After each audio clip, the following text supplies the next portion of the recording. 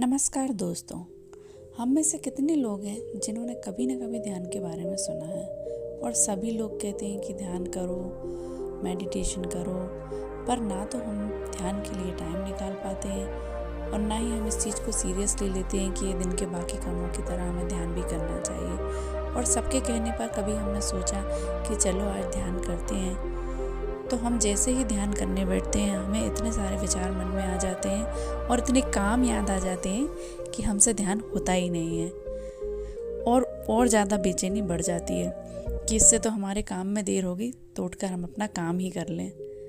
तो सबसे पहले तो आप इस कहानी से ये समझिए कि सब दिन के सारे कामों की तरह ही ध्यान भी हमारे लिए कितना ज़रूरी काम है। क्योंकि यदि हमारे पास सारी सुख सुविधाएं, धन, रिश्ते सब कुछ भी है, इसके बाद भी मन में खिन्नता रहती है या हर चीज़ से हम थोड़े दिन में बोर हो जाते हैं, तो हमें ये समझना ज़रूरी है कि हमें ध्यान क्यों करना चाहिए और हम अपने इसे दिन की दिनचर्या का हिस्सा क्यों बनाएं। एक धन्ना सेठ थे जिनके पास 7 पुश्तों के पालन पोषण जितना धन था। उनका व्यापार चारों तरफ फैला था, किंतु फिर भी उनका मन अशांत रहता था। कभी धन की असुरक्षा की चिंता, तो कभी व्यापार में बढ़ती कंपटीशन में आगे निकलने का तनाव। चिंता और तनाव के कारण वे अस्वस्थ रहने लगे। उनकी एक मित्र ने उनकी गिरती हुई दशा को देखा, तो उन्होंने कहा कि आपको बुद्ध के पास जाना चाहिए। सेठ बुद्ध के पास पहुंचा और उसने अपनी समस्या बताई। बुद्ध ने उसे सांत्वना देते हुए कहा, तुम घबराओ मत, तुम्हारा कष्ट अवश्य दूर होगा, बस यहाँ कुछ दिन रहकर ध्यान किया करो। बुद्ध के कहे अनुसार सेठ ने रोज ध्यान करना शुरू किया, किंतु सेठ का मन ध्यान में लगता ही नहीं था। वह जैसे ही ध्यान करने बैठते, उनका मन फिर अपनी दुनिया में चला जाता। उसने बुद्ध को यह बात बताई, किंतु बुद्ध ने कोई उपाय नहीं बताया।